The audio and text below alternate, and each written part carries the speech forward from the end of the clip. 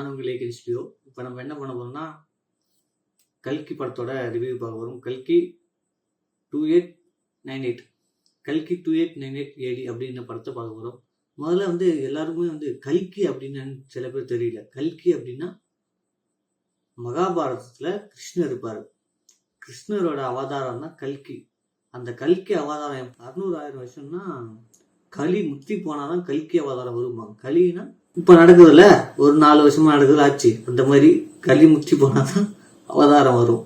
அந்த அவதாரம் யாருன்னா கிருஷ்ணர் அவதாரம் கல்கி. அதுக்கு பேர் தான் கல்கி அவதாரம் சொல்லுவாங்க. அதுக்குதான் ஏன் இந்த படத்து கல்கின்னா அந்த மாதிரி ஒரு காலகட்டம் வருது. அப்ப கல்கி வர வேண்டியது டைம் இருக்குது, ஒரு கடவுள் பிறக்கிற டைம் இருக்குது. அந்த டைமுக்குள்ள தான் வில்லனாக வருகிறார் நம்ம தாண்டவர். அப்படி நைட் மீட் பண்ணுறது தான் ஓகே. அதுதான் கல்கினா. கல்கி அப்படின்னு அதுக்கு தான் அந்த பேர். சரி, இப்போ படத்துக்கு போவோம். படத்துக்கு போனோம்னா இந்த மாதிரி படம் தெலுங்கு சினிமாவில் வந்ததும் கிடையாது, தமிழ் சினிமாவுக்கே கிடையாது, இந்தியன் சினிமாவே கிடையாது. இதுதான் ஃபர்ஸ்ட் படம் தெலுங்குல வந்திருக்கு. அது நான்லாம் எப்படி பார்க்குறேன்னா, தெலுங்கு படம் பார்க்குறேன், இந்தியன் படமாக தான் பார்க்குறேன். ஒரு இந்தியன் ஃபிலிமாக தான். அவ்வளோ காஸ்ட் குரூப்ஸ் நிறைய பேர் நடிச்சிருக்காங்க. டெக்னாலஜி பயங்கரமாக இருக்குது. 3Dயில் பார்க்குறதுக்கு விஷுவல்லாம் அந்த போர்க்காட்சிலாம் பார்க்குறதுக்கு டெட் பாடிலாம் கை கிட்ட படுத்து கிடக்கிற மாதிரியே இருக்குது. அப்படி இருக்குது பார்க்குறதுக்கு.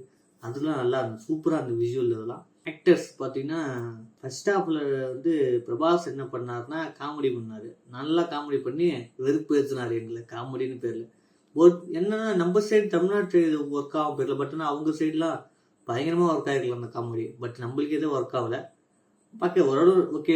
ஏதோ சொல்றதுக்கு தான் நேரம் போயிட்டு இருக்கு. ஓகே, பாப்போம் சொல்லி உட்காந்து பார்த்துட்டு இருந்தோம். மற்றபடி ஒன்றும் பிரச்சனை இல்லை. அதில் ஆக்டிங் வைஸாக கதை நகருதுன்னா பயங்கரமா ஒருத்தர் மேலே ஏறி உட்காந்துக்குது. அப்படி ஒருத்தர் ஸ்டோலில் ஏறி உட்காருது ஒரு கதைன்னா அது இந்த பார்ட் 1ல் அமிதாப் சார் தான் அமிதாப் பச்சன் சார் அவர் மேலே தான் உட்காருது.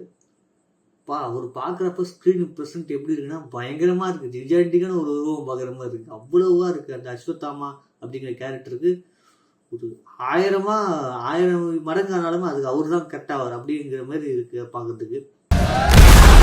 உங்க யுத்தம் மறுபடியும் ஆரம்பிச்சிருச்சுன்னு நினைக்கிறேன். அப்புறம் பிரபாஸ் நடிச்சிருக்காரு.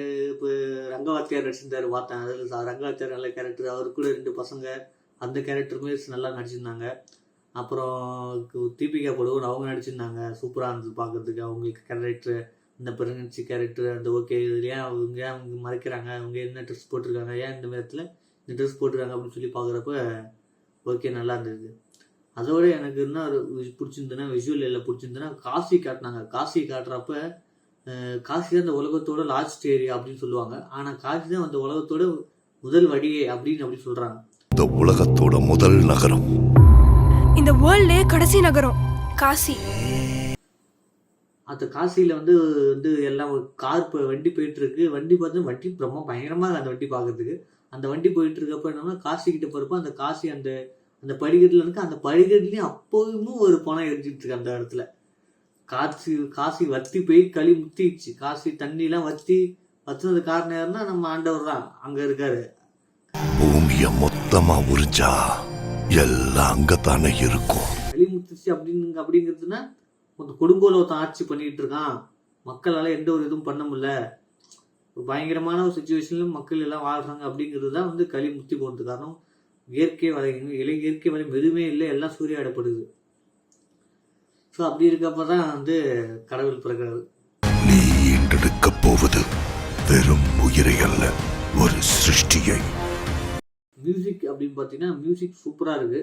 சந்தோஷ் நாராயண் நம்பால் இங்கேருந்து போயிட்டு ஒரு படத்தை நம்பால் இங்கேருந்து போய் ஒரு தெலுங்கு சினிமாவோ இன்னைக்கு இந்தியன் சினிமாவோ மாறி அது பார்க்கறதுக்கு பிரம்மாண்டமாக இருக்குது, புதிப்பாக இருக்குது. நம்பால் பாட்டுலாம் ஒன்றும் டச் ஆகல. பட் பேக்ரவுண்ட் மியூசிக் ஓகே நல்லா இருக்கு.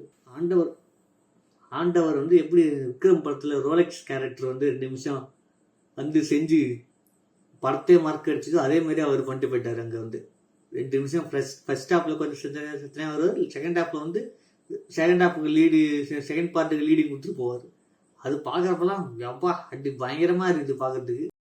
மகாபாரதம் போர் படத்தோட கோரே சொல்ல மாட்டோம் பாருங்க. மகாபாரதம் கிருஷ்ணர் அவதாரம் எனக்கு அவங்க அஸ்வத்தாமா இவங்கெல்லாம் ஓரளவுக்கு எதோ தெரியும். பட் ஆனால் எனக்கு என்னன்னா கர்ணன் கேரக்டர் வருமானு சொல்லி நான் நினைச்சே பார்க்கல. கர்ணன் கேரக்டர்னாலே எனக்கு யாருன்னா சிவாஜி சார் நடிச்சது தான் கர்ணன் கேரக்டர்னா எனக்கு ஞாபகம் வரும். பட் ஆனால் இதில் கர்ணன் கேரக்டராக உள்ள என்ட்ரா வரப்போ பார்க்குறப்ப பிரமாண்டமாக இருக்குது.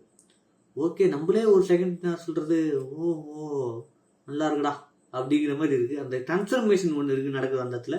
நான் சொல்ல விரும்பல, அந்த டிரான்ஸ்ஃபர்மேஷன் பார்க்குறப்போ உங்களுக்கு புரியும். கிளிட்ச் மாதிரி அந்த அவனுக்கே தெரியாது தான் தான் கருன்னு சொல்லி அந்த மாதிரி ஒரு கேரக்டர், அந்த மாதிரி ஒரு சீன் எழுதியிருக்காங்க. நல்லா இருந்தது பார்க்கறதுக்கு.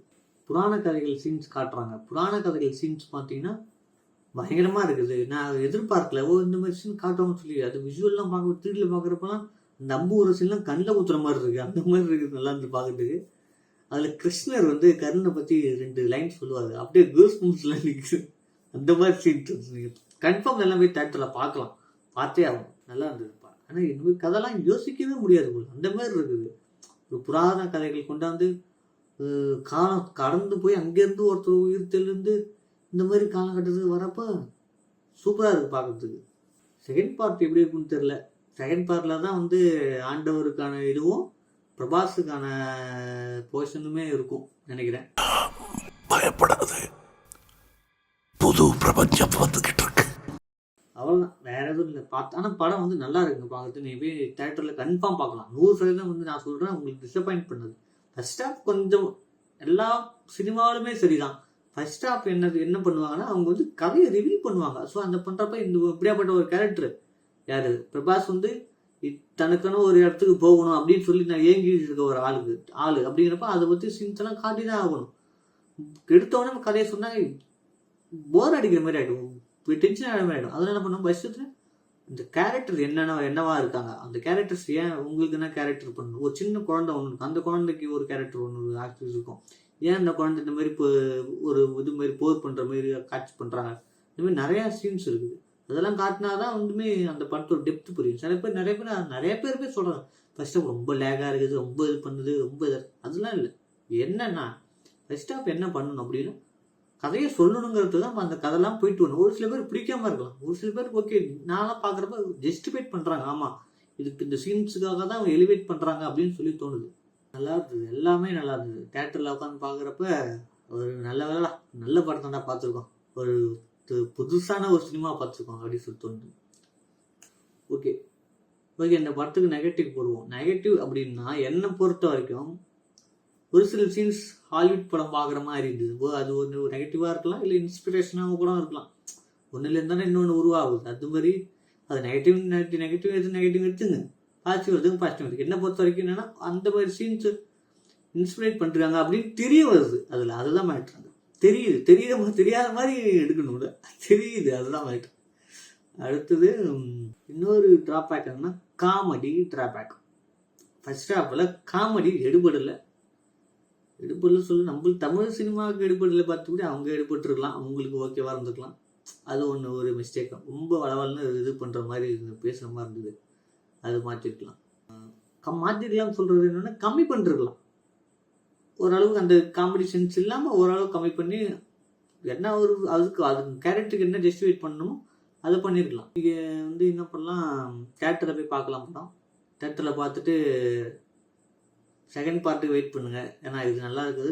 செகண்ட் பார்ட்டில் தான் எனக்கு முழு கதையவே சொல்லுவாங்கன்னு நினைக்கிறேன். முழு கதையை சொல்லுவாங்க. இந்த புராண கதைகளுக்கு உள்ள இருக்க விஷுவல்லாம் காட்டுவாங்க. அதை விட என்ன சொல்ல வந்துட்டேன்னா இந்த படத்தில் நிறைய கேரக்டர்ஸ், சஸ்பென்ஸான கேரக்டர்ஸ் நிறையா வருது. புது கேமியோ ரோல் சொல்லுவாங்களா, கேமியோ இப்போ சொல்கிற மாதிரி கேமியோ ரோல் மாரி நிறைய கேரக்டர்ஸ் வருது. அது கொஞ்சம் நல்லா இருக்குது பார்க்கறதுக்கு. இவர் நடிச்சிருக்காரு அப்படின்னு சொல்லி ஐடென்டிஃபை பண்ணுற மாதிரி இருக்குது. நல்லா இருக்குது. என்ன பொறுத்தீங்கன்னா இந்த படத்துக்கு 10 மார்க் எவ்வளோ கொடுப்போம்னா, இந்த படத்துக்கு எவ்வளோ மார்க் கொடுக்கலாம் அப்படின்னு சொல்லிங்கன்னா 10 பாயிண்ட்டுக்கு 9 பாயிண்ட் கொடுக்கலாம். அந்த மார்க் இந்த படத்துக்கு 9 மார்க் கொடுக்கலாம். அது நல்லா இருந்தது பார்க்கறதுக்கு. எனக்கு அந்த படம் பார்க்க நல்லா பிடிச்சிருந்தது, ஓகேவா இருந்தது. அவ்வளோதான். கல்கி 2க்கு வெயிட் பண்ணுவோம். கல்கி 2க்கு எதுக்கு வெயிட் பண்ணணும் அப்படின்னு சொன்னால் ஆண்டவர் ஒரு ஆளுக்காக தான் எனக்கு தெரிஞ்சு. ஏன்னா அதுதான் வந்து தர்மமும் அதர்மமும் நடக்க போராக இருக்கும். அந்த போரில் பார்க்கறதுக்கு தான் படம் பார்க்க நல்லாயிருக்கும். Okay, ready. நான் உங்கள் லேகன் ஸ்டுடியோ. நன்றி.